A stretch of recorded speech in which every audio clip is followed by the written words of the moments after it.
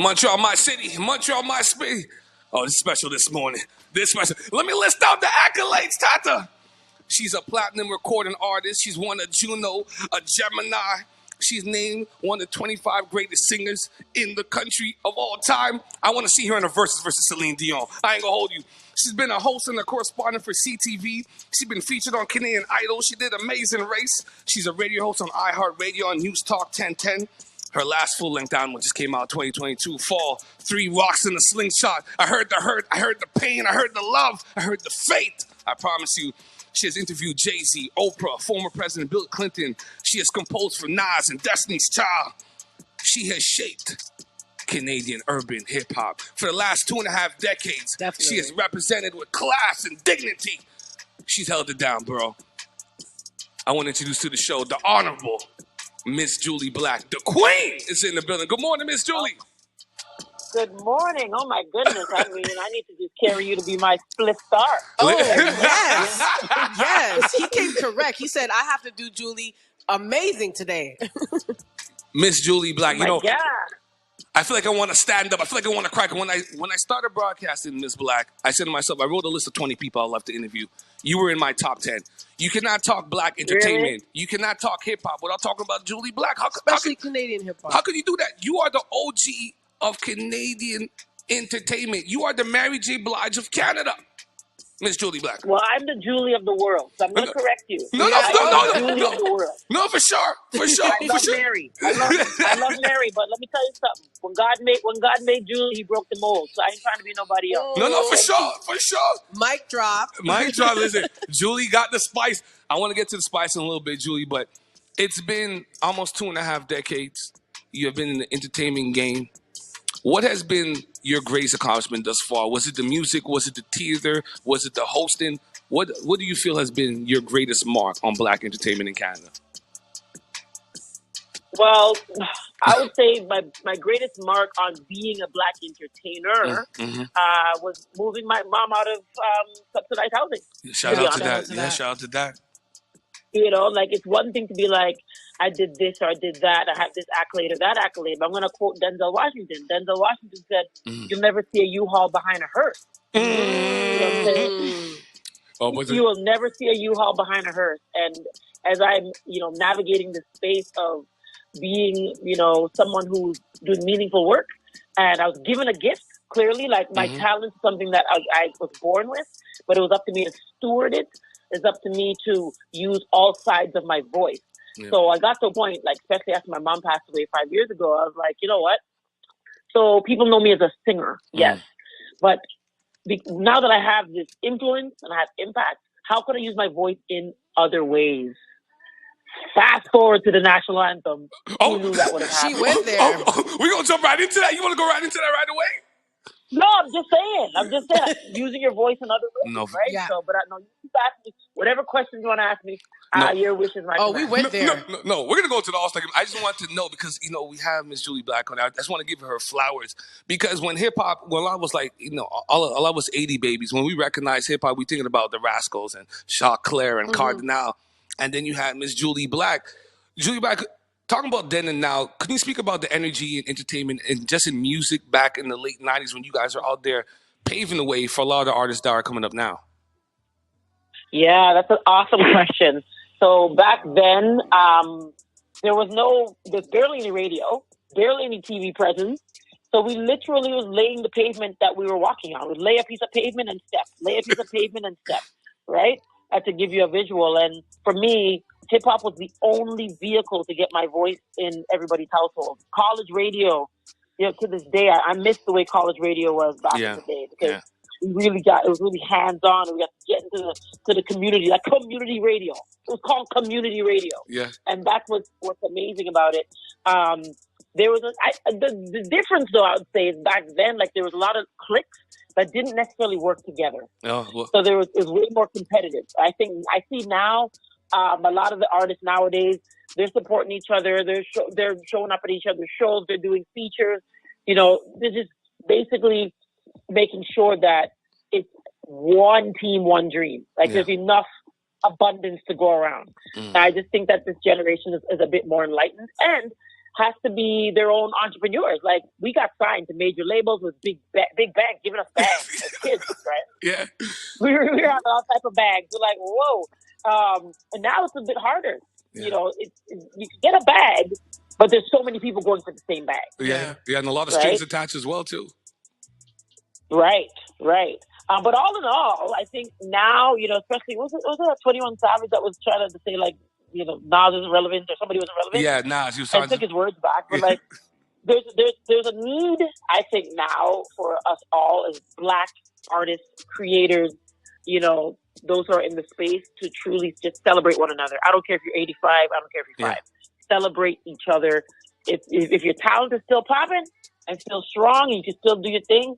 I did a song with Paris Richards last year. Yeah. I'm like, you know, all these young artists coming up, younger artists, because I'm still young, honey. I'm still young. No, you're looking good, Ma. I ain't gonna hold you. You looking. I said, hell yeah, I said, I don't know if it's the Jamaican jeans. Listen, Fit. Julie, what's the secret? Asian black backwards. What's the secret? You look rejuvenated. You came out of COVID swinging. You look, I see you in the full shit. The moxie. Yeah. Yeah. Julie's like, yeah. Said, yeah, all of that. Yeah. Come in. Yeah. Give me the credits on that. If we're going to do that song, give me the credits on that. Coming from Let me tell you the true secret. The secret is forgiveness. The secret is letting go of resentment. The secret is, yes, I eat well and I work out, but let me tell you something. There's a hormone called oxytocin. And oxytocin is only excreted through laughter, sex, holding babies, okay, Julie. petting animals. Like, I'm serious. I have a dog. I've had dogs since 1989. I'm on my 3rd dog. I have dogs. Right? I'm a dog person. You know, I love to laugh. Yeah. Laugh. Like, let me tell you something. I'm somebody, like, I have to laugh every day. Right? And I have to laugh every day. My belly has to bust. We like, feel you on that. It must be a Jamaican thing. Yes. For real. You said belly after bust. My belly has to bust. You guys, you all sound like you laugh enough too. We do. It sounds fun over there. Yeah, listen, I just love working with Tata. I think she brings out the great energy in me, and we have some spicy, racy debates. Yes. But let's get into it. Yes. My eyes are Our watering. home on Native Black. You know, honestly, people get tired of hearing me because I always talk about Black liberation and Indigenous sovereignty, right?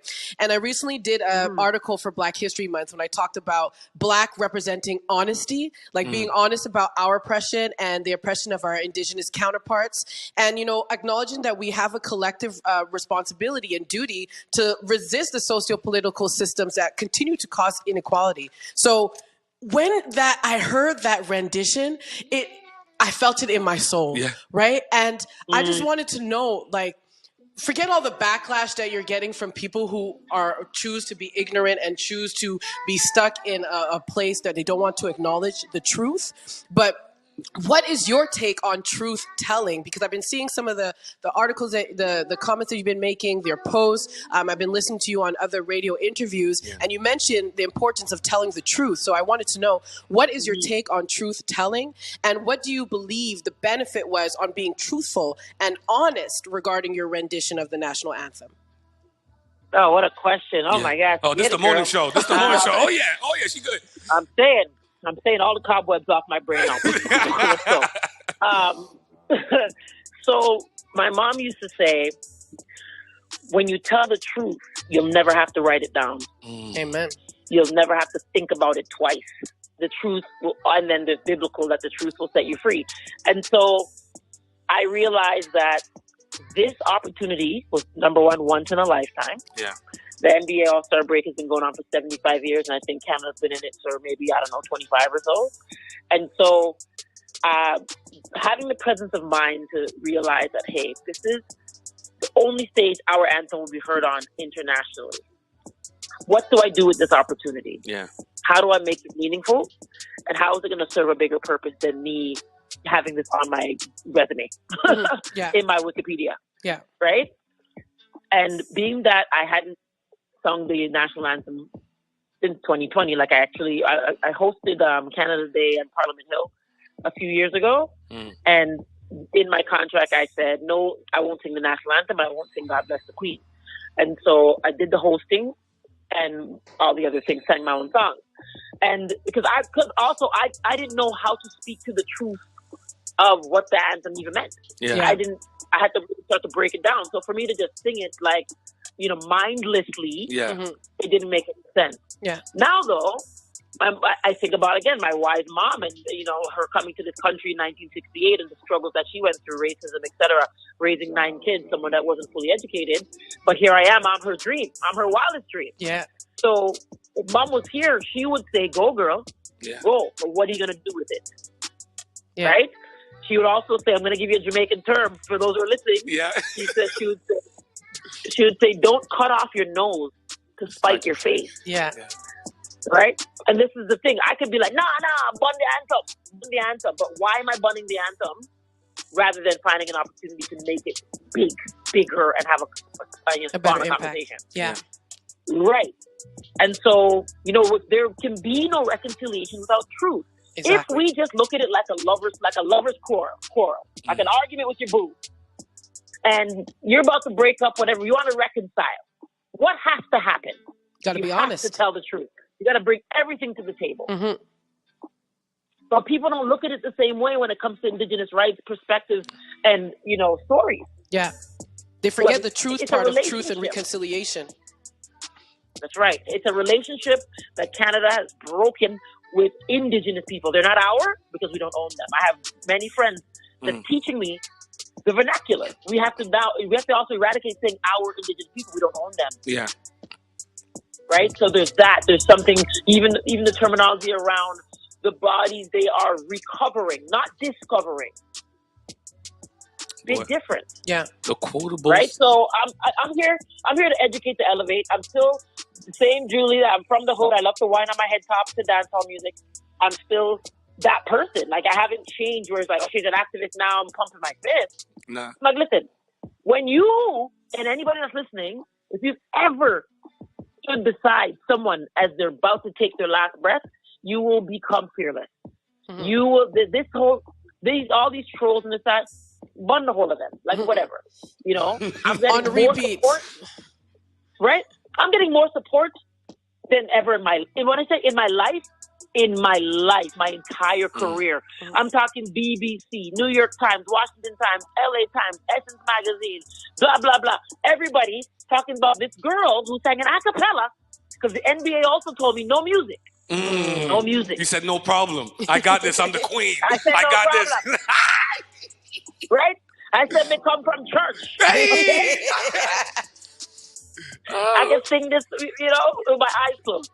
And so to slow down the cadence, to slow down the pace, like everything was intentional. When I'm going to look in the camera, this is where those days when the music industry was basically not really paying attention to me. I was going to say something else, but I don't know what we could say. No, you can get spicy. This is the show. Yeah. You can say anything you We want. community radio. You can get spicy.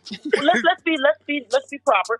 When the music industry rendered me invisible, I took a chance to be on television and to get into film and TV and theater.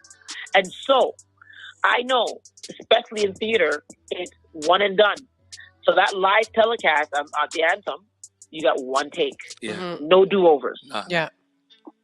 Yeah. No do-overs. And I also noticed in a post you made, you shared like some of the discrimination, microaggressions, and blatant verbal abuse that you've experienced, and some of which has been perpetuated by other racialized folks. And you stated that BIPOC hasn't served as well. Mm-mm. And I just want you to expand on that because I honestly hate the acronym, but I'm curious about your thoughts on this and also how you've been navigating the backlash that you've experienced, not just from, non-racialized individuals, but racialized individuals too. Mm-hmm. Thank you. That's an awesome question.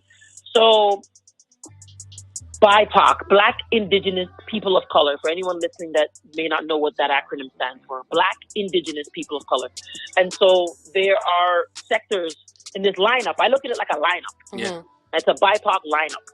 And if I'm at the beginning of the line, Black, I look over to my right, Indigenous are right there. And they look over people of color. So we all have issues that have not been dealt with. We all have our own reparations that we're hoping to get in our lifetime. So what I realized for myself, my lived experience, is that indigenous people and people of color, whether you're South Asian, you know, from the Latin community, etc., the POC especially, and those indigenous people who present as white, because there's that aspect, they are the model immigrant. They are the model minority. You know, right. And then also, what I've experienced is some of their features are very Caucasian. Whether their nose is straight, whether their hair is slick, they have white people feel very comfortable. There's no threat. So then they look to the black people like we are the threat. Yeah. We are the one guy said I was a bulldozer. I bulldozed through the anthem like I had the right to bulldoze. So I said, this is somebody that I know, white guy. Then he had the nerve to now when it's turning into everybody supporting Jully, he's trying to flip his words and say, you're my friend. And I said, what's next? Angry black woman? Right to his face. I said, what's next? So and so, angry black woman. Don't come for me. I didn't send for you. Yeah, that's the thing.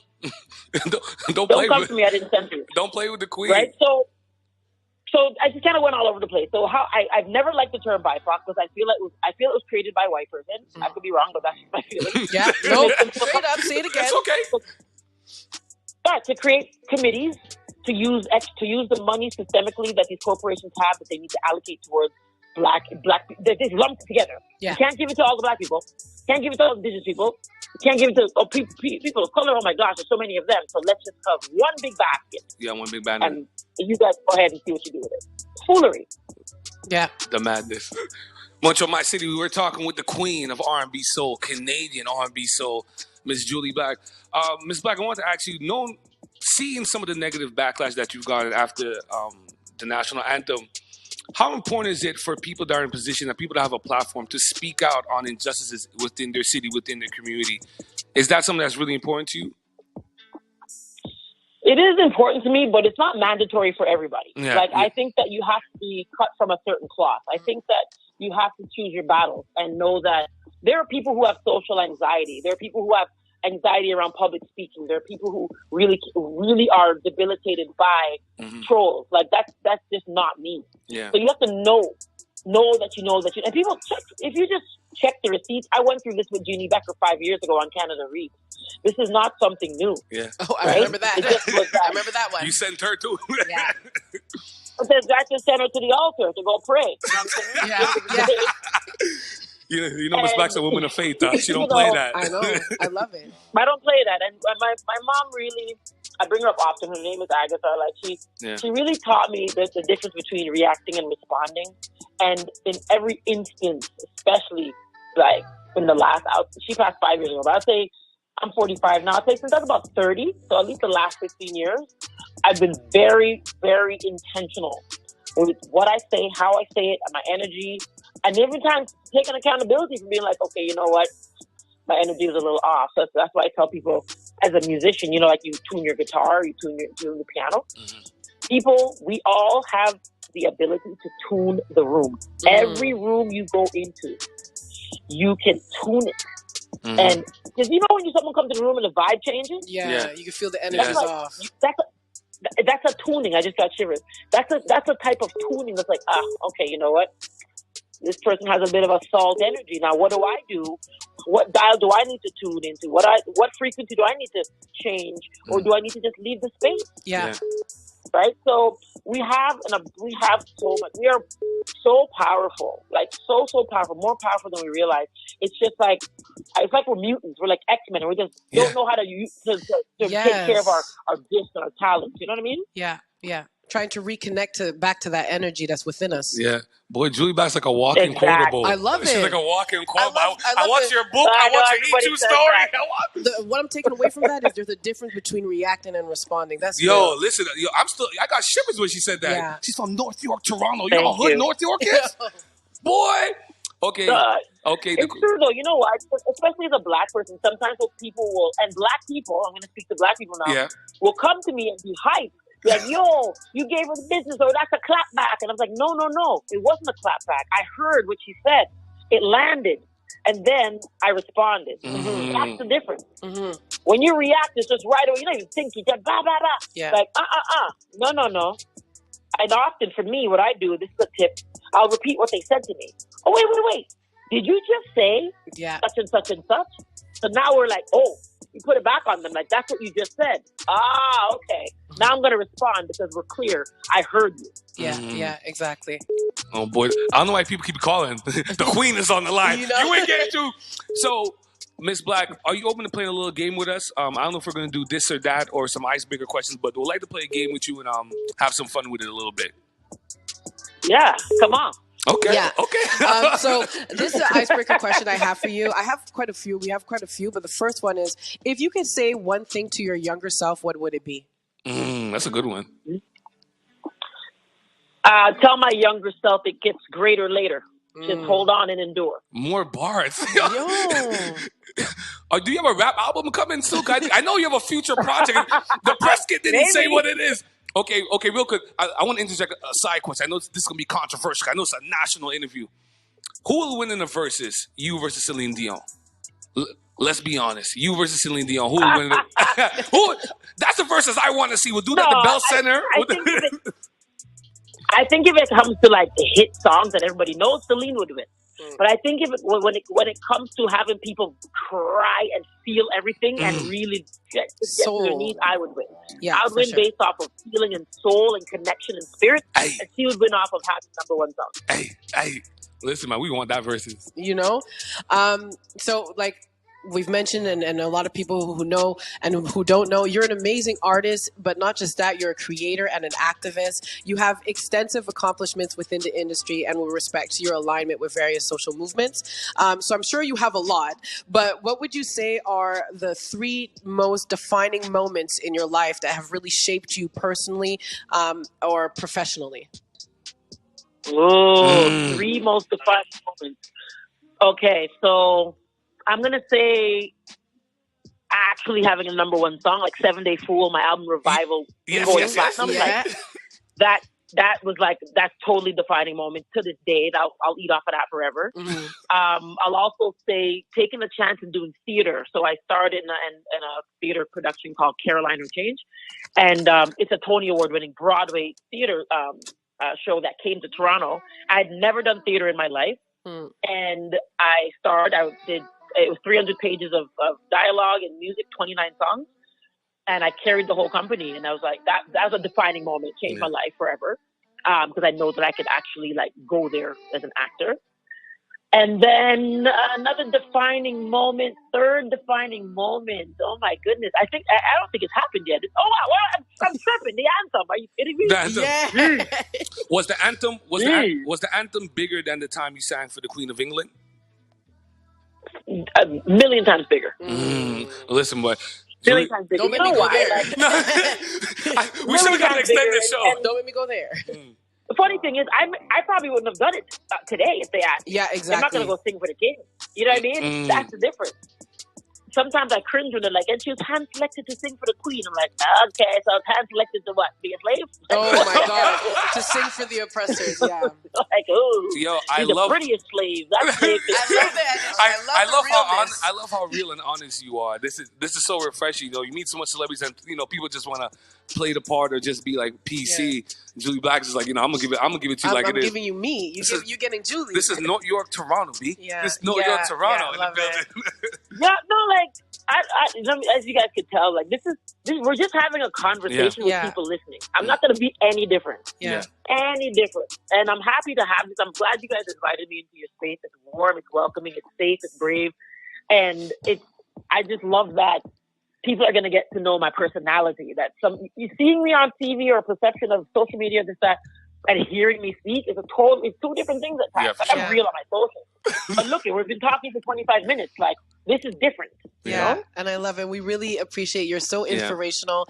And I think there's so many, also Black women out there and the younger generation who really needs to hear a voice like yours. It's encouraging, especially with all that we're facing. And I really appreciate you today and moving forward and always, to the fact that you're using your voice, not just to benefit you, in terms of revenue or wealth, but also to benefit your community and other communities, that experience similar oppressions as ours. Thank you. Thank you. I want to pick up Ellie. Yeah. I want to pick up Ellie, my Montreal peeps. Pick up Ellie and Ricky D. Ellie and Ricky D. You know? But she is right, man. Ellie made this thing possible, and especially like trying something new, like trying to do this urban radio thing. Not everybody gives you the opportunities and gives you the links and the connection. A lot, especially in Montreal. Toronto, I think you guys are more open to like prospects and potential of somebody. Montreal, they're a little bit more reserved. So I want to thank Illy for giving me the opportunity to get this great interview with Jully Black. And I brought my good friend Tata because I said, you know what? I had a feeling Jully was real. I said, I'm going to bring my realest friend on. Yeah, he knows. I'm always talking about these issues. Tata racy. Oh, she's spicy. Oh, I love when Tata in the building. But man, this has been really, really refreshing, man. Yeah, I love it. No, give her one more question. I want to know more of her takes. You know, I thought you were gonna give me something spicy. You didn't give me no! Give it to her. You have to give her something spicy because I only have these like that ones. But this one is not really spicy. But I know you mentioned your mother a lot. What is the most inspiring thing that you've gained from your mother throughout this whole journey that you've been on? Oh my goodness. So, and this one is for every woman. Yeah. This is to honor Women's Heritage Month Day and Women's Heritage Life. So it's a life that we live. It's not just month. But anyway, so my mom said this to me like a few weeks before she passed away. I was turning 40 that year. And she said, she said, Ju, do you want to be a mother or do you want to have a baby? And right away I said, I want to be a mother. And she said, good. And you have your entire life. Don't let anyone rush you. Don't let anyone pressure you. Because there's a lot of women who have babies who are not mothers. I said, yeah. Awesome. Oh my God. I'm like tearing up right now. Is Jully like a gangster or what? No, I'm tearing up right now. The social pressures with respect to women, especially, women who are in their career and, they're career oriented. It's like we have this overarching thing over our head that the clock is ticking. So that's a real one. Do you want to be a mother or do you want to have a baby? Because if you want to be a mother, you have the time. You know what I mean? And I think a lot of women out there need to hear that. So, man, this was awesome. There we go. There's some good. That's some Scotch bonnet from the original Jamaican. Burning up the tongue. Burning up the tongue. Feeling in the stomach. Burning it up. Yo, man, we have a few because I'm gonna play a throwback tune, Old Time Killing. I was thinking about Jully Black, Old Time Killing. Oh. Wait, the other one. We know the film of the interview. Can you give me? Run, go get your money clip Hey, for another day. The voice still sweet, D. We are murderer. Wait. Killer. Can you give us a Cardinal official story real quick? Want a Cardinal story? Yeah, let me get a Cardinal story before we go into Old Time Killing. The OG, Mr. Cardinal official. Oh my gosh! Well, he calls me Gordy. So my last name is Gordon. We've been friends. That's my big brother. Like that's my brother for life. We've experienced love and loss and success together. We actually, our friendship was almost impacted many years ago, and it'll never happen again. I was super duper close, and I actually, he's one of my other milestones defining moments because he asked me to be on Money Jane, and Money Jane really set the tone in Canada for hip hop to be mainstream in Canada. Money Jane did that. Yeah. Listen, the Queen, Miss Jully Black, man. This has been a pleasure. Yeah. Platinum recording I'll have artist, the most amazing year songwriter, now. actor. No, this was on my top 10 list. Like, if you're gonna do an urban hip hop show in Canada, how could you not have Jully Black on your interview I'm list? so honored to be here. This has been a blessing. It's the OG. This has been a blessing. Yeah, for real. Hey, Miss Black. Original. Yeah, you know, original. I feel like I want a full Jamaican album from Jully Black at some point. Just nothing but dancehall tunes. That's a beautiful thing. Yo, listen, you guys gotta play some of that 3 Rocks and a Slingshot. We got some tunes on there. No, we played it. We played it this morning. We played. Listen, you know what I'm saying? Play Fool Fool Gal for all the Women's Month. It was in the mix. We played it. We played Fool Fool Gal. Okay. Yeah. Oh man, This has been great, man. I want to wish you love and blessings, man. Thank you so much for everything you've done for just like black entertainment, hip hop in this country. You and Shaw Claire and Cardinal and Rasso, you guys have made it mainstream, and we wouldn't be here today if it wasn't for people like yourself. Thank you. I appreciate that. I appreciate that. It's really helped me celebrate those who came before me. Yeah, for sure. Because there are. There's Maestros, there's Mishies, there's Liberty Silver, there's Salome Bay. There's people that came before us that did not get not even a dandelion, much less a flower. Okay. Not even that. You know? Okay. So let's go. But thank you for the time. Thank you for the oxytocin. My cup is full of oxytocin. Thanks to you both. So your belly good for the day. Your belly. Please come back to the show. Belly bus. Yeah. Please come back to the show. We have much more stories and jokes we want to get with you. But anytime you want to come back, feel free, man. You're a friend of the show. Yeah, I mean, I want to come in person. You know what I'm saying? Yes. Listen, we will love that. When the next time? We'll clear out the slate. We got Jully next week. I cleared the whole thing out. No, let's talk offline. I think like June or July. Definitely. All right, perfect. Somewhere on the schedule. Okay. So I'll come through. All right. Well, thank you so much. Have a blessed day, blessed year. People tune in to Jully Black. Well, everybody tune in. Stay on the line, Miss Black. Let me just get into the next song right here.